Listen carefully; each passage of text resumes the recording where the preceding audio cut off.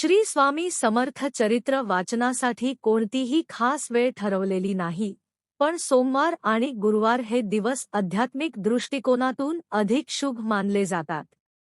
दशमी, एकादशी आणि द्वादशी या तिथी देखील पारायणासाठी अनुकूल आहेत.